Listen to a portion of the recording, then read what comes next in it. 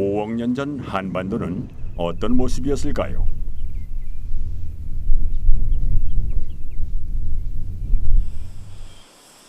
우거진 녹음 사이로 유유히 물이 흐르고 시원하게 뻗은 나무 사이로 바람이 통과하는 지금의 모습과는 많이 달랐다고 합니다.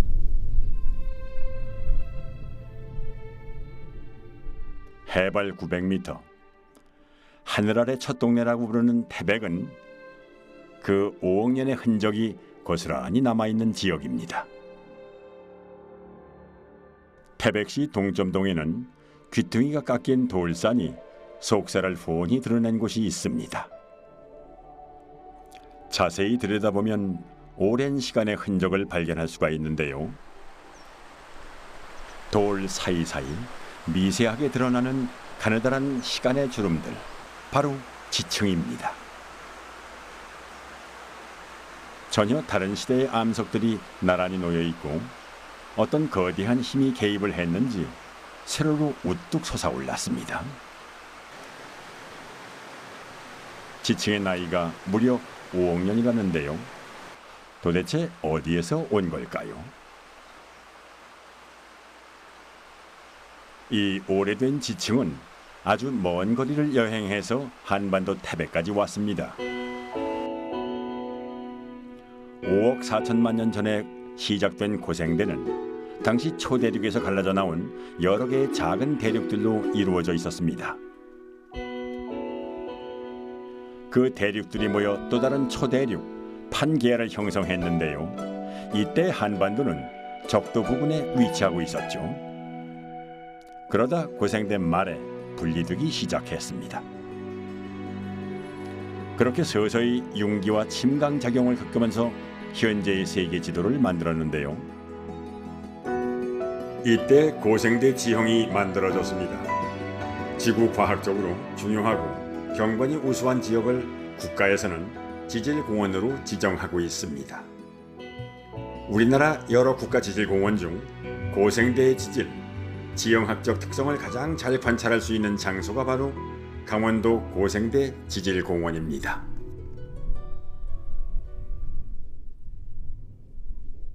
태백시 동점동에는 자연이 만든 독특한 예술작품이 있습니다. 산에서 흘러나온 물이 큰 산을 뚫고 지나가 성문을 만들고 깊은 소를 이루고 있기에 구문소라는 이름이 붙었죠.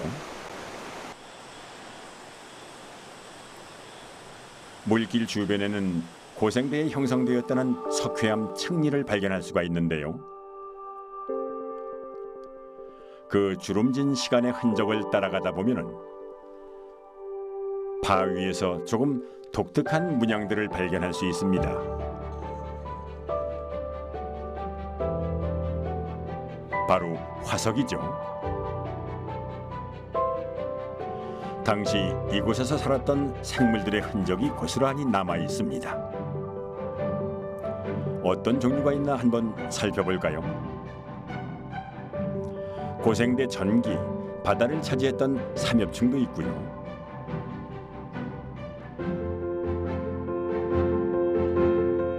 고생대 후기, 육지를 뒤덮었던 고사리 화석도 보이네요.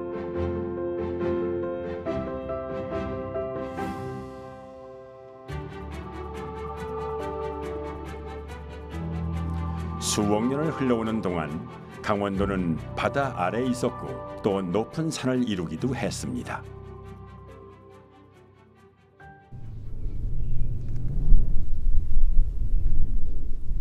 태백의 곳곳에서 그런 세월의 흔적이 발견되는데요. 그 중에서도 태백시 장성동의 전기 고생대 화석 산지는 지질학적으로 아주 의미 있는 장소입니다. 이 지역과 화석들을 보존하기 위해서 지금은 일반인들의 출입이 금지되어 있습니다.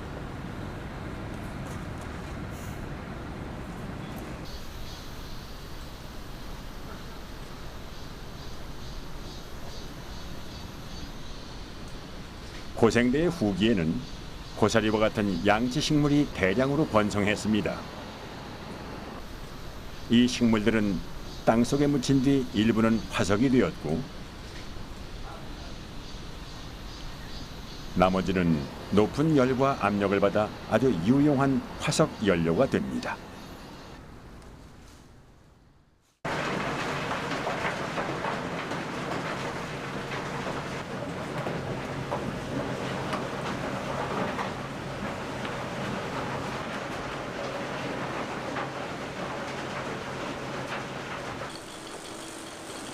막장에서 채굴된 원탄을 운반하고 이를 수요자에 맞게 가공하는 작업이 이루어지는 중이죠.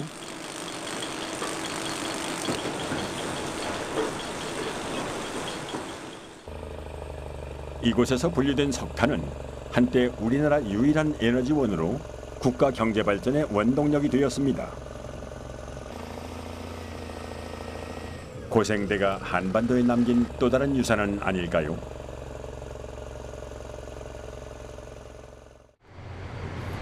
일제강점기 때 지어져 현재까지 가동되고 있는 장성광업소의 철압력 선탄장. 하지만 태백의 석탄 산업은 90년대 이후 급격히 쇠퇴하기 시작합니다.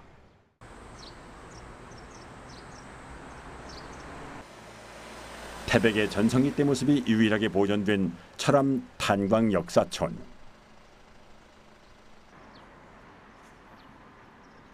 우리나라 근대화의 주역 광부들과 그 삶의 흔적들이 고스란히 남아 있습니다.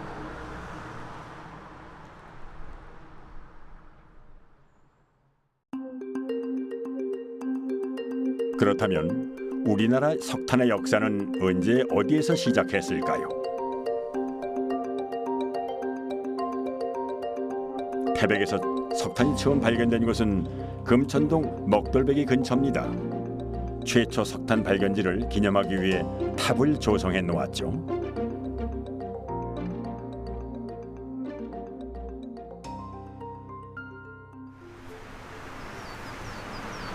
일제강점기 시절 태백의 주민인 장혜룡 씨는 이 근처에서 검은 돌덩어리를 주웠는데요. 이 까만 돌이 바로 태백의 운명을 바꿔놓았습니다. 일제의 지질조사를 통해 고열량 석탄으로 판명되면서 1930년 석탄 채굴을 시작하는데요. 그 후 태백은 국내 최고 석탄 생산지로 거듭납니다. 검은 황금이라고 불렸던 석탄은 태백의 외양까지도 바꿔놓았습니다. 석탄 산업의 전성기였던 1981년 인구 13만이 넘는 중견도시로 번창하면서 드디어 태백은 태백시로 거듭나게 되었죠.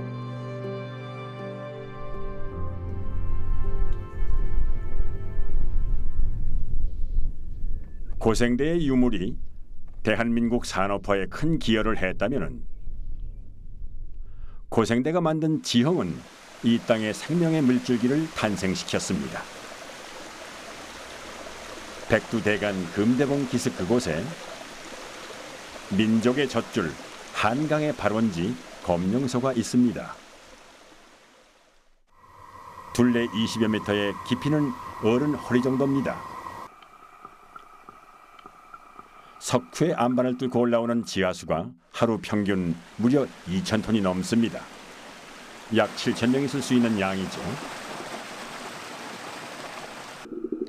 청량하게 솟아오르는 검룡소의 물, 사계절 섭씨 구도를 유지하는데요. 여름에 발을 담그면 시원한 기운이 온몸에 퍼지고 겨울에 혹한에도 얼지 않습니다. 오랜 세월 흐른 물줄기에 안반이 푹 파이고 그 사이로 물이 흐르는 모습이 마치 용이 용트림을 하는 것처럼 느껴지기도 하는데요.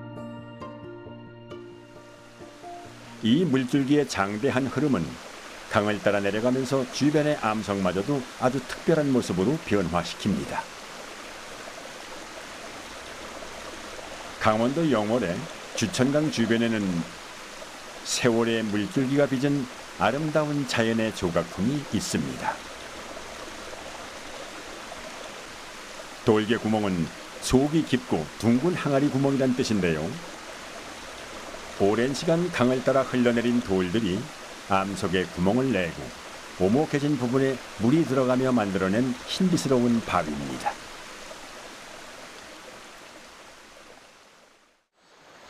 돌개 구멍이 만들어지려면 그 많은 시간 동안 자연의 모든 요소들이 바위를 매만지고 또 다듬어야 합니다. 고생대의 지질과 수억 년의 세월이 함께 빚어낸 걸작.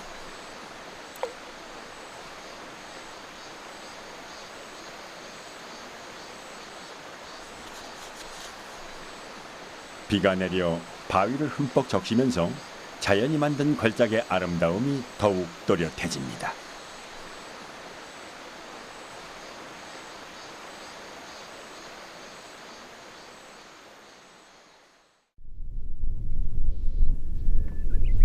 오래전 이 땅에 일어난 지각 변동이 후대 사람들의 삶을 이토록 변화시킬 줄은 누구도 몰랐을 겁니다.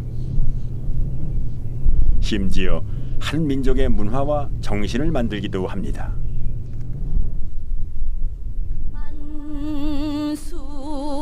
만수산 검은 구름이 막 모여 든다. 아리랑 아리랑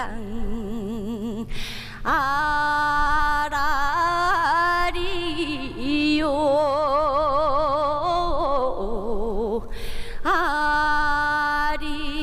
아리랑 고개 고개로 나를 넘겨주게.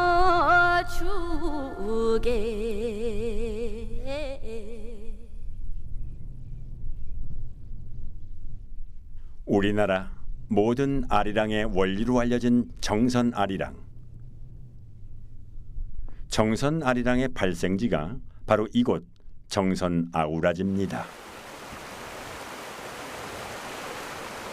아우라지는 태백의 검령소에서 솟은 물이 골지천이 되어 흐르고 평창에서 발원한 송천과 만나 어우러진다는 뜻에서 붙은 이름입니다. 합쳐진 물줄기가 서로 어우러지는 모습이 마치 운우의 정을 나누는 것 같습니다. 이 물줄기는 조양강이 되어 한강까지 목재를 실어 나르는 물길이 됩니다. 여기서부터 떼꾼들이 뗏목을 타고 한강 천리길을 내려갔습니다. 물이 들면 정선에서 서울까지 닷새, 물이 빠지면 한 달 가까이 걸렸다는데요.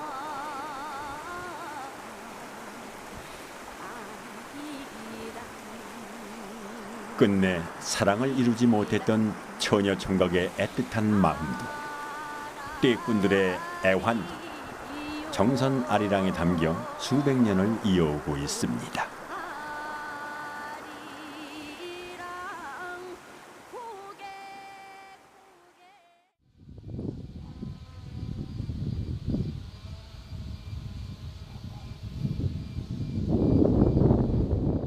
거대한 물줄기는 시간을 품어 강을 만들고 문화를 만들고 그리고 길을 만듭니다.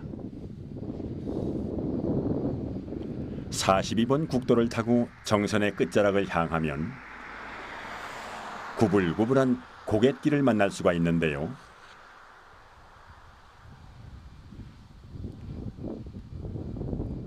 이곳이 바로 정선과 동해시를 연결하는 고개 백봉령입니다.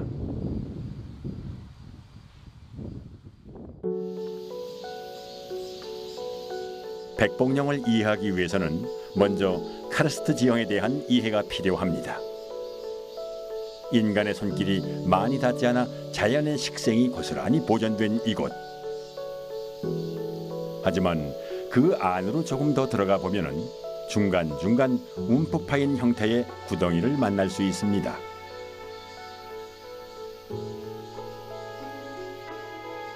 바로 이것을 돌리나라고 하는데요. 석회암으로 이루어진 땅이 빗물에 녹으면서 아래로 움푹 주저앉았습니다. 석회암과 독특한 웅덩이들을 많이 볼 수 있는 곳을 바로 카르스트 지형이라고 합니다. 주로 고생대 영향을 받은 산간 지역에서 많이 발견되는데요.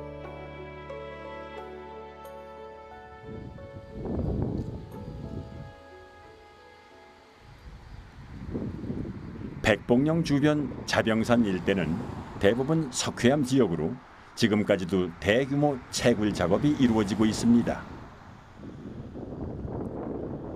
그렇다면 이 석회암은 어떻게 만들어진 걸까요?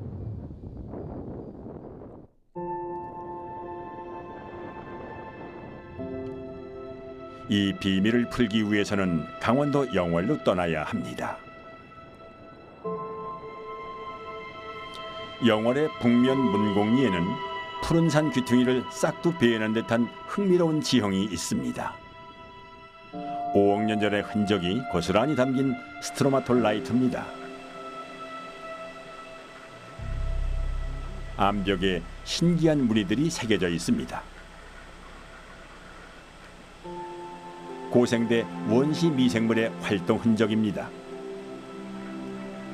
미생물의 끈끈한 석회질 성분에 물에 떠다니던 모래 입자들이 포획되면서 퇴적 구조가 만들어졌습니다.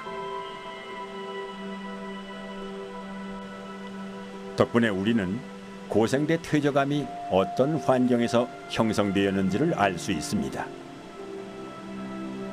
과거 이 지역은 물이 흐르는 바다였습니다. 바로 옆에서 발견되는 건열 구조가 그 사실을 뒷받침하는 증거죠. 고운 퇴적물이 쌓인 후 수분을 잃고 수축되면서 갈라지는 퇴적 구조. 이 암석은 물가의 아주 얕은 곳에서 퇴적되었을 겁니다. 물이 자주 빠지면서 공기 중에 자주 노출되었겠죠. 갯벌이라면 바로 이런 건열 구조가 만들어지기에 좋은 환경이었을 겁니다.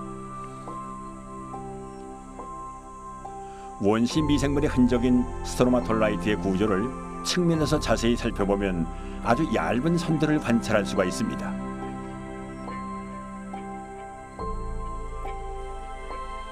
이런 선들을 층리라고 부르는데요. 한 줄의 층리가 생기기까지 돌은 얼마나 많은 세월을 머금었을까요? 더구나 이 선들은 속살을 드러낸 이곳에만 존재하는 것은 아닙니다.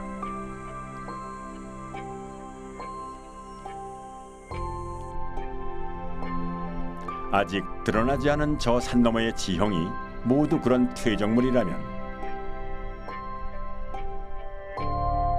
도대체 이 땅은 얼마나 많은 세월을 품고 살아왔을까요?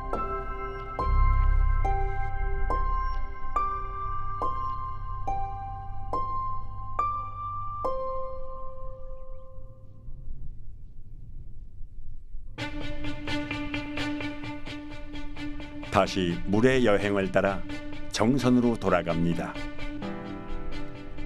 강원도 정선군 모른리에 위치한 소금강은 정선이 자랑하는 화암 8경 중의 하나입니다. 그 기묘하고도 장엄한 현상이 마치 금강산을 닮았다 하여 붙여진 이름 소금강. 이런 걸 바로 자연이 만든 또 하나의 걸작이라고 하나 봅니다.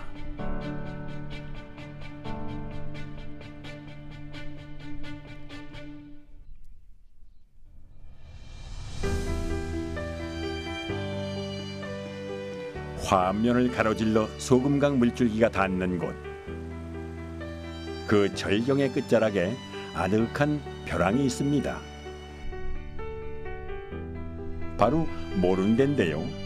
거대한 암석을 깎아 세운 절벽은 마치 한 폭의 산수화를 보는 듯합니다.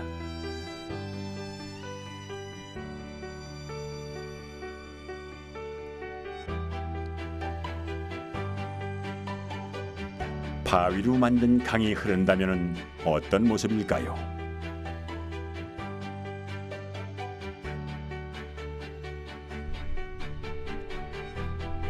바위 부스러기들이 산비탈에 쌓여 돌밭을 이룬 이곳을 테일러스라고 부릅니다.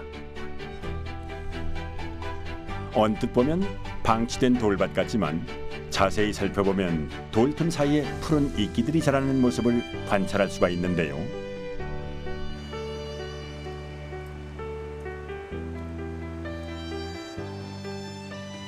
하늘에서 비가 쏟아지고 돌틈 사이에서 시원한 바람이 불어오면 테일러스는 온갖 생명이 움트는 공간으로 변모합니다.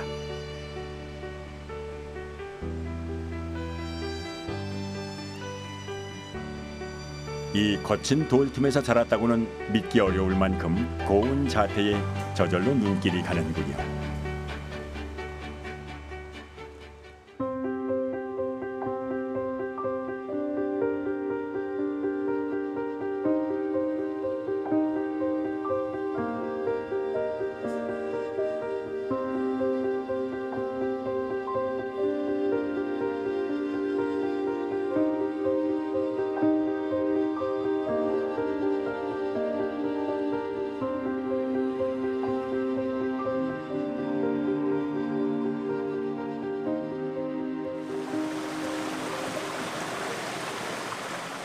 정선의 속살을 따라 흐르는 골치천을 타고 조금 더 깊숙이 들어가다 보면은 남한강 수계를 통틀어 가장 아름답다는 정자를 만날 수 있습니다. 구미정, 9가지 아름다움이 머무는 곳입니다.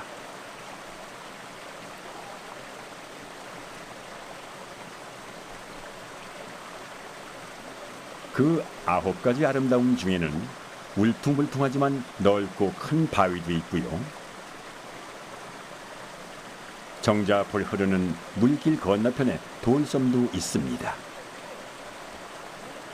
자연을 경외하고 그 아름다움을 제대로 감상할 수 있는 공간. 그래서 인간의 건축물은 자연과 저절로 동화될 때 비로소 완성이 되나 봅니다.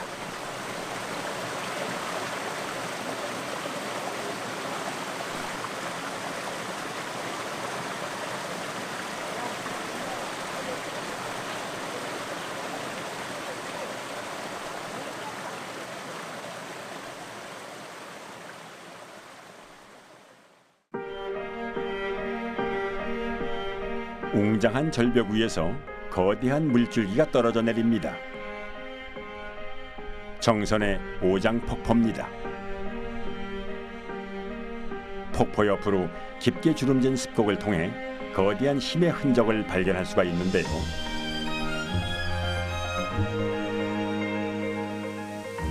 높이가 무려 127m에 이르는 폭포이다 보니 물의 낙차가 굉장합니다.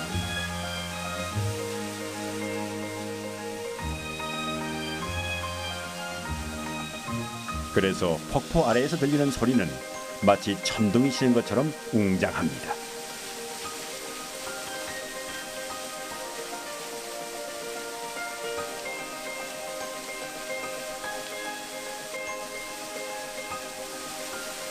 잘게 부서진 백색의 물방울을 보고 있노라면 마음속 번뇌가 저절로 씻겨나가는 듯도 합니다.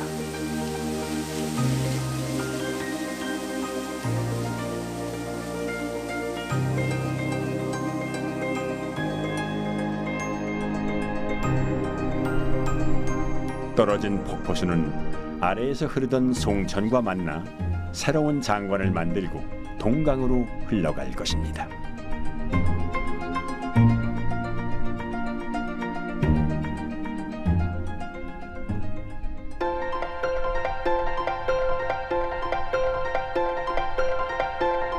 강원도 정선군 남면과 화암면에는 독특한 산 하나가 걸쳐져 있습니다.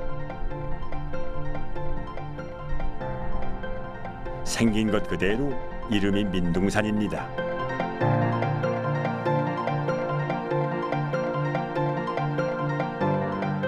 고지대의 열악한 환경으로 나무가 뿌리를 내리지 못한 사이에 그 자리를 차지하고 있는 것이 바로 이 석회암입니다.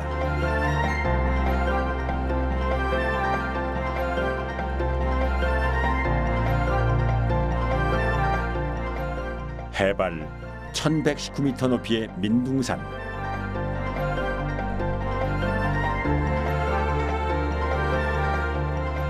전형적인 석회암, 카르스트 지형으로 구덩이 모양의 돌리네를 볼 수 있는 장소입니다.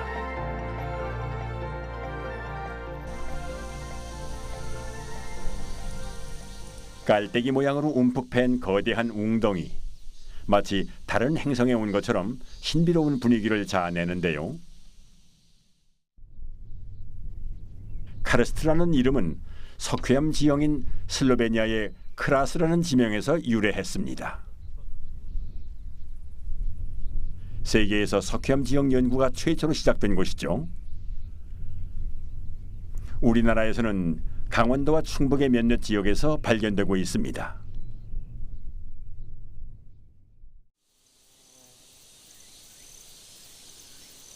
두 개 이상의 돌리네가 합쳐지면 조금 더 커지고 불규칙적인 모양의 구덩이 우발레를 형성합니다.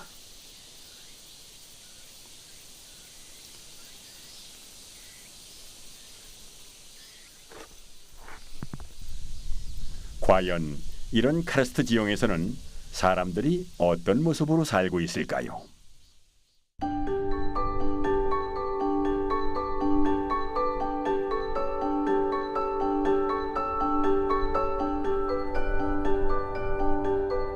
이번에는 강원도 평창의 돈너미 마을로 시간 여행을 떠나봅니다.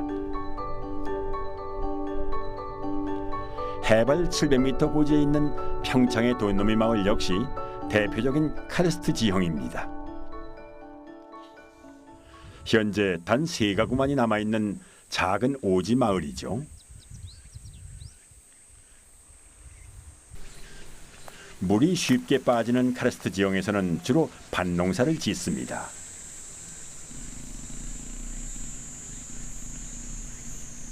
옥수수도 이 마을의 대표적인 작물이죠.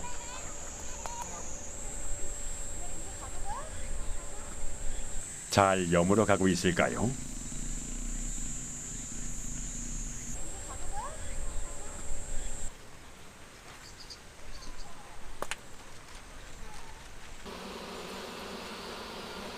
부지런한 벌들이 모으는 꽃가루를 보니 올해 이곳 농사는 풍년일 듯합니다.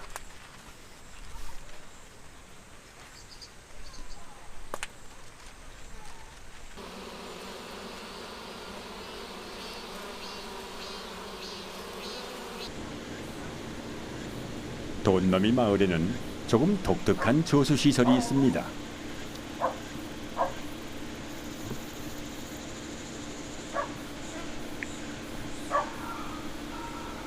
물 빠짐이 워낙 좋은 땅이라 도포를 깔고 빗물을 받지 않으면 이만한 물을 얻기가 쉽지 않습니다.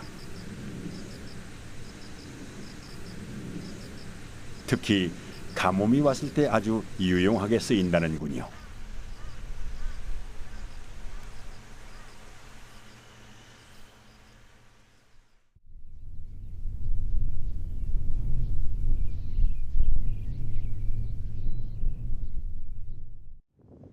강원도 평창 회동리에는 더 넓게 펼쳐진 카르스트 지형이 있습니다. 바로 청옥산 600마지기. 평창 아라리가 시작되는 곳이죠.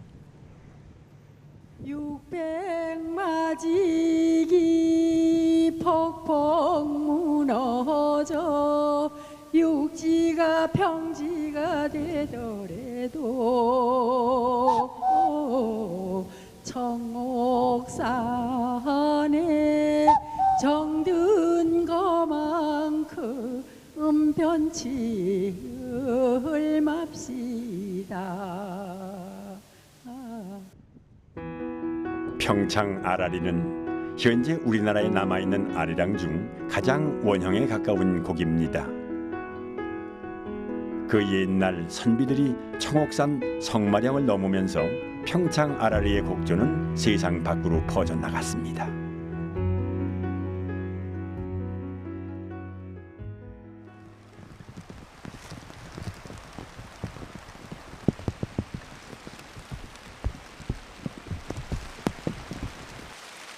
비가 오면 평창의 땅들은 바빠지기 시작합니다.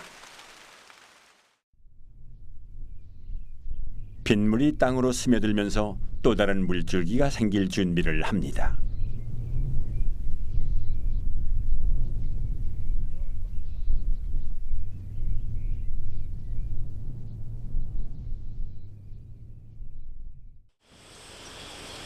평창 기화리의 코끼리 바위. 코끼리 코를 타고 한 줄기 폭포수가 내려오고 있습니다.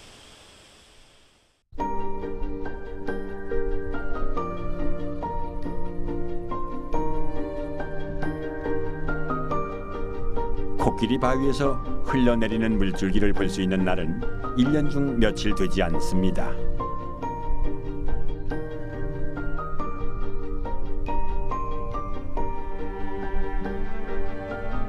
도대체 땅속에서 무슨 일이 일어나고 있는 걸까요?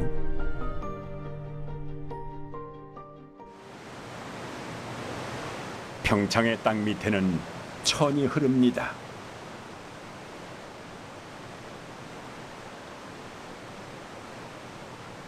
비가 내리면 땅속으로 스며든 빗물이 물줄기를 만들죠.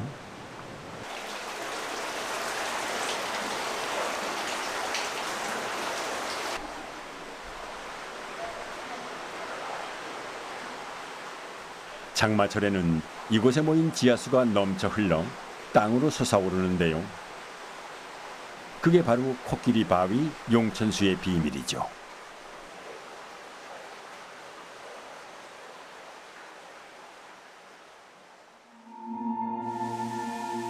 그렇다면 물은 땅속에서는 어떤 조각품을 빚어왔을까요? 강원도의 동굴에는 아름답고 신기한 동굴 생성물들을 많이 볼 수 있습니다. 천장에 물방울이 고여 만들어진 빨대 모양의 종류관,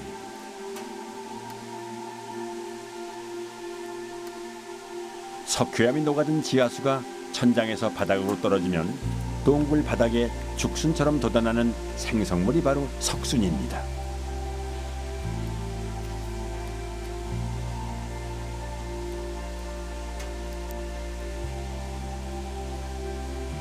천장에서 종류석이 아래로 자라 석순과 만나면 석주가 만들어집니다.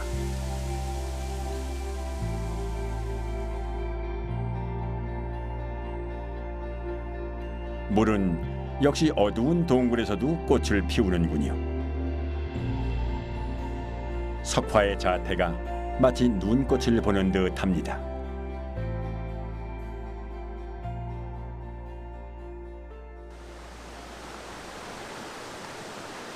땅속으로 스며든 물의 여정은 이대로 끝나지 않습니다. 주변 석회암 지역을 통과하면서 지하로부터 올라온 이산화탄소가 물속에 조금씩 녹아들기 시작하는데요.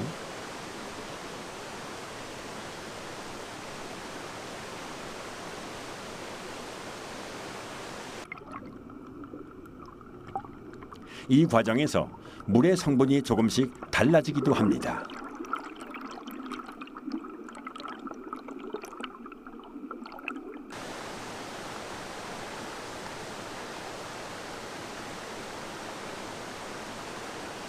정선을 대표하는 명소 화암 8경 중의 하나인 화암약수.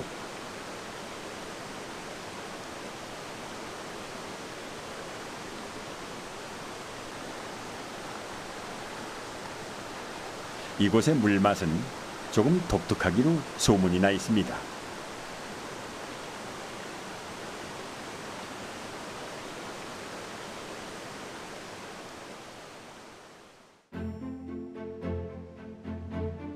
물맛의 비밀을 찾아서 솟아오른 약수를 유심히 관찰해 봅니다.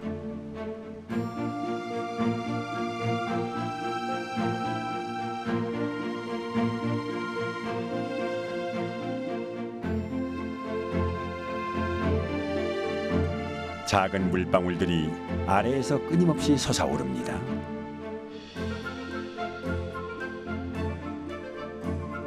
이 작은 물방울 속에는 탄산이온, 철분, 칼슘, 불소 등 땅속을 거쳐오면서 암석으로부터 녹아든 다양한 성분들이 함유되어 있습니다.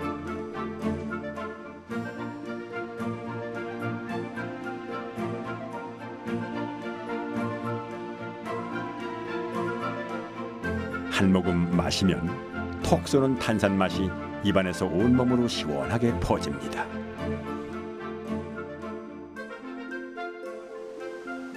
약수터 주변을 둘러싼 아름다운 풍광마저 한 폭의 그림이 되는 곳, 화암약수입니다.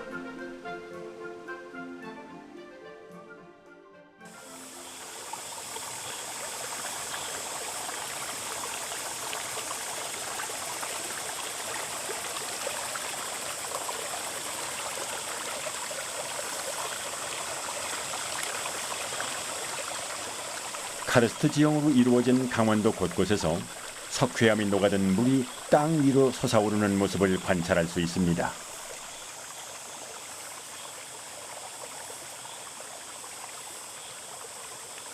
평창군 상리에서 볼 수 있는 석회암 용출수가 그렇습니다.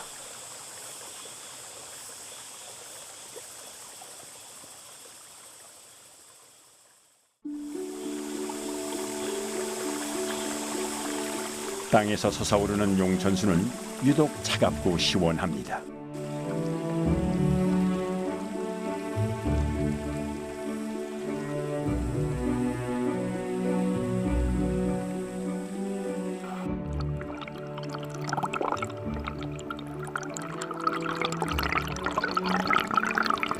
끊임없이 솟아나오는 물방울을 보고 있노라면 시원한 청량감마저 느껴지는데요.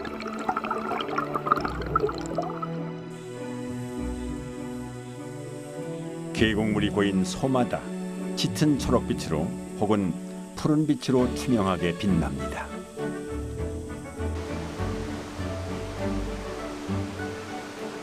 평창군 기와리를 끼고 흐르는 장리천.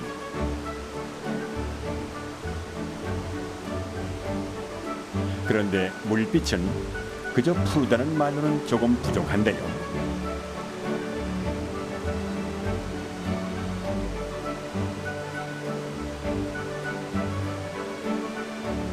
산의 녹음이 고스란히 스며들었는지 짙은 옥빛으로 빛나는 물길.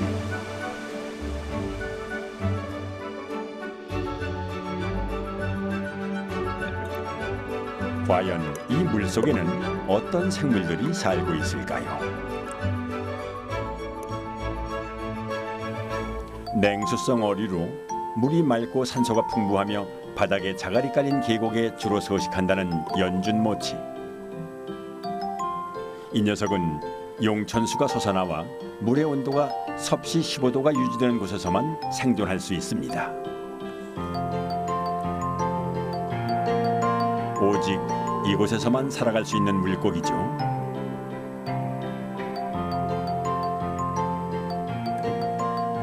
그래서 같은 물길이 흐르는 하천에서도 용천수 주변을 떠나지 않는 물고기입니다.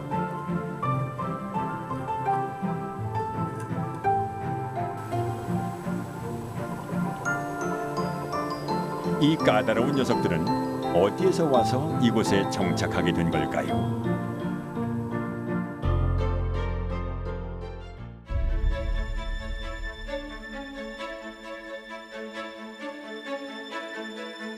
태백의 검룡소에서 흘러나온 물의 여정은 강원도 고생대 지질공원의 마지막 코스를 향해 달려갑니다.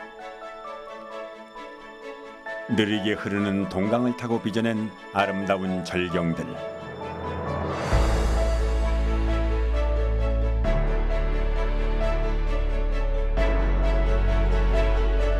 그 중에서도 강원도 영월군 옹정리의 한반도 지형이 눈에 띕니다.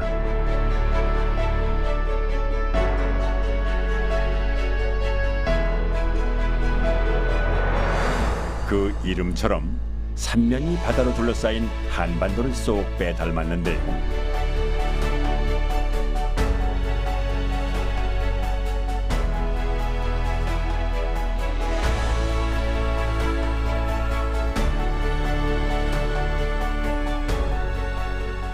마치 고생대 한반도가 그랬던 것처럼 굽이굽이 흐르는 강의 침식과 퇴적의 반복으로 이렇게 놀라운 지형이 탄생했습니다.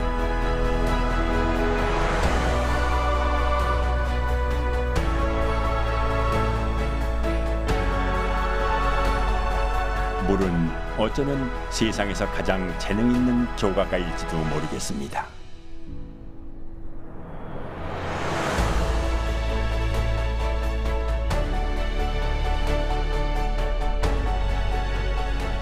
수억 년의 세월 동안 굽이굽이 흐르는 물이 다듬고 조각해온 강원도.